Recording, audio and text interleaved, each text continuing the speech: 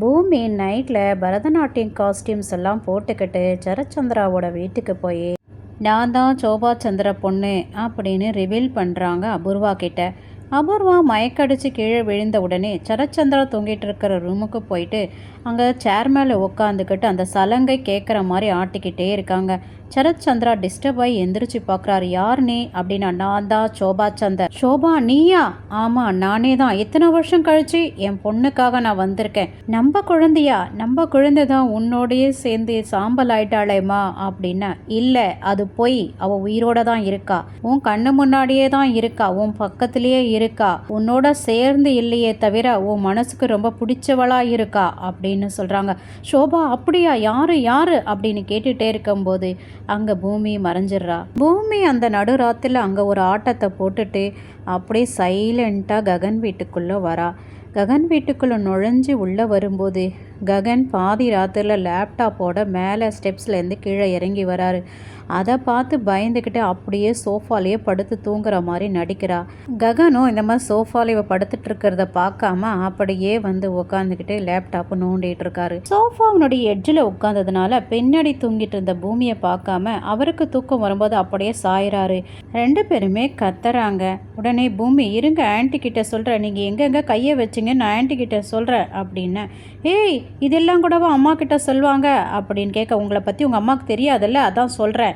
என்னை பற்றி எங்கள் அம்மாவுக்கு நல்லா தான் தெரியும். நடுராத்திரியில் தையத்தக்கா என்ன பண்ணிகிட்ருக்க இங்கே அப்படின்னு கேட்க, எனக்கு தூக்கம் வரல ரூமில், அதனால் நான் இங்கே வந்து படுத்துக்கிட்டேன். சரி உனக்கு தூக்கம் வரல, வெளில வந்து ஓகே, அதையும் நான் நடுராத்திரியில் பரதநாட்டியம் ட்ரெஸ்ஸை போட்டுட்ருக்க அப்படின்னு கேட்க, அதுவா நான் சந்திரமுகி டான்ஸுக்கு ப்ராக்டிஸ் பண்ணிகிட்ருக்கேன் அப்படின்னு சொல்ல, என்ன நடுராத்திரியில் சந்திரமுகி டான்ஸுக்கு ப்ராக்டிஸா?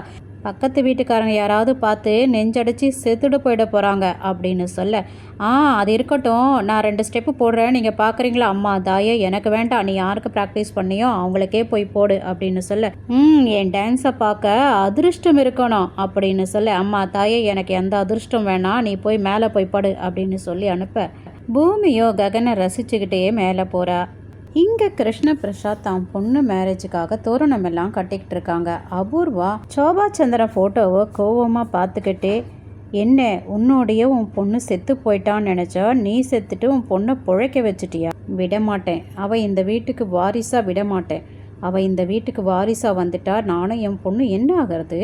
இப்படி ஃபோட்டோவை பார்த்து புலம்பிட்டு இருக்கும் போதே அங்கிள்னு உள்ள வரா பூமி. இதை பார்த்த உடனே இன்னும் டென்ஷன் ஆகி, நைட்டில் அம்மா வரா, பகலில் பொண்ணு வரா, ஏய் நில்லு, திறந்த வீட்டுக்குள்ளே ஏதோ நுழைஞ்ச மாதிரி நுழைஞ்சு வந்துட்டுருக்கேன், நில்லுடி, திரும்பவும் ஏன் என் வீட்டுக்குள்ளே வர, என்னடி வேலை உனக்கு என் வீட்டில் அப்படின்னு கேட்க, உடனே சரச்சந்திரா நான் தான் வர சொன்னேன் அப்படின்னு சொல்ல, அபூர்வா ஓ அப்படியா மாமா, பெரிய டான்ஸர் யாராவது பார்த்துருக்கலாம் இல்லை மாமா அப்படின்னு கேட்க, எல்லாருக்கும் நான் டான்ஸு சொல்லித்தரேன் ஆண்டி, நீங்கள் என் மேலே சந்தேகப்பட வேண்டாம், எல்லாருக்கும் வர்ற மாதிரி காமனாக நான் டான்ஸ் சொல்லித்தரேன் அப்படின்றா.